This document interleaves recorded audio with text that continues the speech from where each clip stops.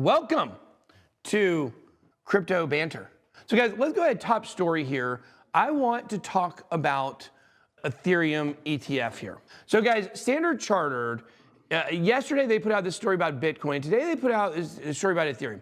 It could hit $14,000 if ETF gets approved. Guys, right now, there is an 85% chance of approval of the Ethereum ETF in May. Shelly Howard with Super Chat, is Bonk still good to buy now? I think on this dip, yeah, absolutely. I think Bonk is a really solid pickup. He's on a big retracement, 50% retracement, great. But anyways, guys, I want to talk about the Ethereum ETF because the point here is that there is a plan with the Ethereum ETF. And you see Standard Chartered here saying it. Now, there's something you don't know about Standard Chartered here, about this article they put out yesterday. I was focused on the wrong things. I was focused on the $250,000 top target that they gave. What I've been told to look at is the $150,000 target for Bitcoin. I'm sticking with my 1,075 or 175K prediction because you guys know, as always, I want to make sure that my price prediction does not get met. I like to be over on those a little bit every time. But I've been told to watch $150,000. It's a very important number to the institutions. And what that tells us is, even if Bitcoin is going to go to 80K here before the halving, which it probably isn't now, it might recover back to around the 70s. But the point is there's a bigger plan with all this to control Bitcoin's price. They don't want Bitcoin to get absolutely out of control. The people that run all this stuff, we kind of know who they are, right? But a big player in that, as I've been telling you guys, is the CCP. And I want you guys to think about how all of this ties into everything, guys. When you start understanding that Alex Jones almost has it all right. He's very close. He's got a lot of great theories. He's almost got a lot of stuff right, but he's just off on just enough to not make him dangerous. However, guys, I think I know actually a little bit. I'm not saying I know more than Alex Jones on many things, but on some things, I think I got a little more about what's actually going on in the reality of the situation, like what's going on at the border.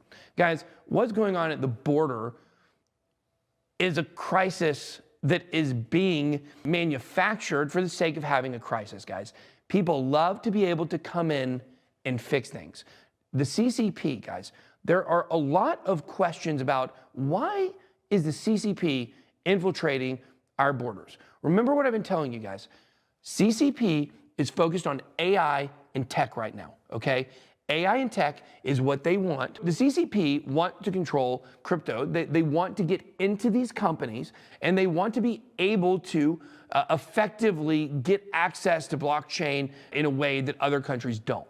They're trying to do this by infiltrating many places around the world, and one of the places they're trying to infiltrate is right here in the United States. It's not all about crypto, right? But there is an element.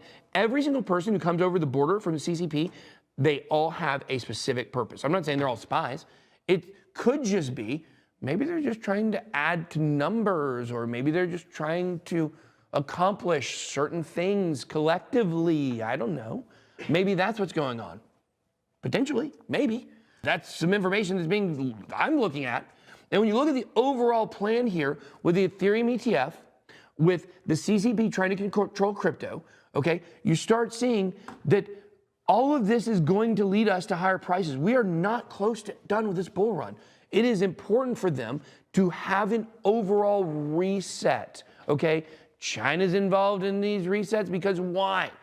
What is something that's very important in crypto? Guys, the fact is, money laundering is a very important thing in crypto. I know this firsthand. There were people all around me doing it and I didn't know it.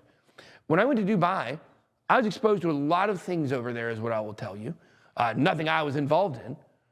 But guys, there's a lot of stuff that goes on in the crypto world. A lot of people, a lot of names, a lot of faces you would know. They're all involved in this money laundering. What is one of the biggest industries in the entire world, guys, that needs money laundered for it? That's right, guys. I don't know. Maybe it's some kind of a legal business. Maybe kind of a legal business that is causing another crisis in America. I don't know. So you start looking at all this collectively, guys, and you start to understand why China wants involvement in crypto and access to blockchain, because It's a way to funnel money in, maybe from one of their organized groups that works with another organized group that infiltrates America regularly. Hope you guys are maybe picking up what I'm putting down. There's a lot more to this than you guys understand. And the fact is, when you see resets like this, it tells you this price is still controllable. Retail was in, mania was getting ready. Profits, profits, profits, profits, profits. Guys, you got to learn to be a stone cold assassin. We're going to talk about that a little bit more in our trading show. But guys, also want to get into Ethereum versus Solana very quickly. We had looked at the Ethereum, we looked at the network activity, and we saw that Solana is now outpacing Ethereum. Does this mean that Ethereum is going to have a renaissance at some point? Potentially, it definitely could. But what I do know is that the fact is that there's a lot going on out there when it comes to these meme coin explosions. The meme coins are driving adoption. Several years ago, I made this video saying Dogecoin was going to be the currency of America. And man, that turned out to almost be accurate. So, I mean, we don't know yet what could happen with X. Maybe. Yeah. I'm still hopeful that it's something else. But absolutely. So, Arthur Hayes asked the question, is Solana a better version of Ethereum? Let's see what he had to say about that very quickly. I don't think anything is going to be ETH. If you think of primitives of DeFi and dApps, the first version is always on Ethereum. It's not on Solana. AVAX, Cardano. Maybe there are reasons like network bloat and gas fees. If you're seeing a new primitive emerge on a non-ETH chain first, if I start seeing that happen, I may have to change my mind. Solana is great if you miss discounted ETH. Solana is a better version of ETH. I disagree, but that's what they believe. I could trade. It could trade to 5K to 10K this cycle. I got a 5K top price on it. So buying it at $140 is a great asymmetric risk profile. Absolutely is right on that completely. What I would tell you is this, is he is wrong. Solana is better than Ethereum. There's no question about it. Guys, it's not perfect either. You're going to have people who are going to tell you that Solana sucks and other chains are way better, and they have good arguments. But what I will say is that Arthur Hayes here, it doesn't matter if Solana is a better chain than Ethereum, really. What matters is the money flowing into it. And that's what he says. It's an asymmetric risk. And the chain quality and it pausing doesn't matter, but Ethereum's a dinosaur. And that's a fact. So, all right, guys. Let's see. And I did want to just cover up the one, let's see. XRP has now been embraced by a new exchange, by the way, guys. I think it is called Atlantis. So it reminds me of, I don't know, like an online casino or something. I guess a casino in the Bahamas. It's called Atlantis. I don't even know what it is. But guys, XRP listed. So there's your XRP news for the day. The Cardano community, I did want to cover this story very quickly about Hydra and what Charles had to say about it. Charles Hudson, co-founder of ADA, dispelled rumors. I'm seeing some FUD claiming that Hydra has been abandoned. It's just pure FUD. He's never been more productive and motivated. There's great community engagement. New papers on the way for enhancement for protocol. Man, it's raining FUD this weekend, and I'm not sure about the origin. I guess it's time for the cycle where everyone freaks out about Cardano's potential roadmap. Do you throw away the FUD at us? I guess everyone forgot about the idea that hyper-complex projects like WNC need the freedom to have unique protocols, including variations in consensus ledger rules, network design, and transaction semantics. So that's what Charles had to say about Hydra. Guys, on adoption news, I talk about Bitcoin adoption news, guys. I did want to say, we did have a story about the BTC now being able to be contributed to a pension fund. I want to mention a conversation that I had with somebody from BitSquad yesterday. Yesterday, I went to, do you have those cigars? Where's that box of cigars? The box. Oh, yeah. Okay, hold on, guys. I want to show you guys what happens here. Dude, this was ridiculous. When when you came back yesterday, dude, this was like, what? Okay, guys. Cheyenne cigars. Today's show is brought to you by Cheyenne cigars, because a real cigar should be the size of a Virginia Slim 100. 20 in a pack, baby. With my black and mild ass, huh? Johnny, give me a little black and mild, you know what I'm saying? That would have been, you know been way better than that. With my grill at, you know what I'm saying? A cigarillo, you know what I mean? Ha ha ha! Listen, Shotty. Listen, Shotty, where my grill at? Okay, listen. All right, guys. So I go to racetrack yesterday, one around here, and I go to a store. A guy looks at me. He goes, are you a BitBoy? I said, well, yes, you know, of course. We have our studio around the corner and had a great conversation. Love talking to people. And I'm there at the gas station because I'm trying to buy the cigar. And so I wanted to get that prop. I want to get the cigar.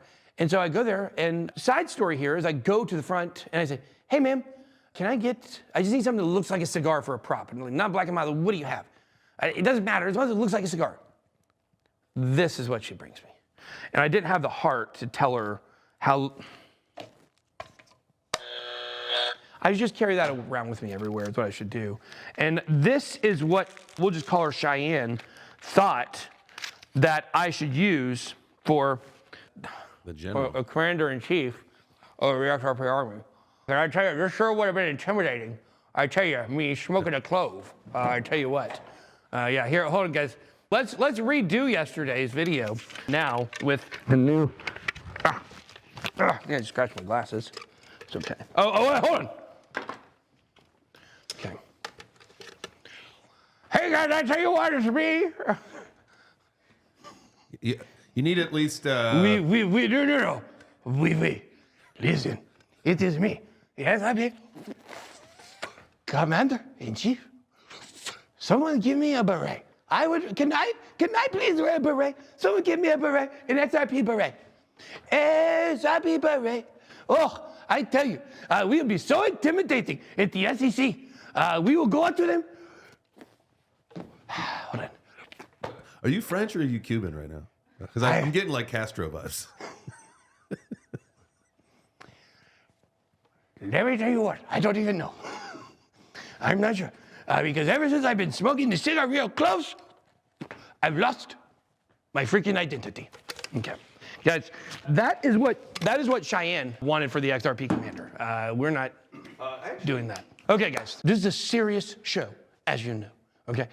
So anyways, so back to my story. That's what happened with that. It was ridiculous. I went and got a real cigar from a place, sold cigars, and also had adult toys in next to the cigars.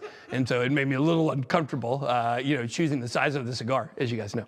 So anyways, the point is, I'm talking to this guy about the BTC pension fund, or I'm not talking to him about that. He starts talking to me about, I just read the story and I was thinking about this, and he told me, I didn't realize this, guys. Did you know? See, I've never had a 401k. I've never had any official financial insurance. I've never had an IRA. I've never had a CD. I've never had a bond. I've never had a single financial instrument. I got into crypto, and that's how I got into all this, and I don't mess around with any of that stuff. I didn't realize that now, with the ETF, people can put their 401ks to Bitcoin. That's amazing. Yes, absolutely. Look at the exposure that people can now have to crypto is absolutely amazing. That's what he explained to me yesterday at the store. And I was like, oh, that's what, this pension fund, all this stuff, people don't want to put money in crypto, but they want to invest in it. And these give them traditional vehicles to be able to do that. So absolutely huge news there. So that's all for a completely original segment called Crypto Banter that I created myself.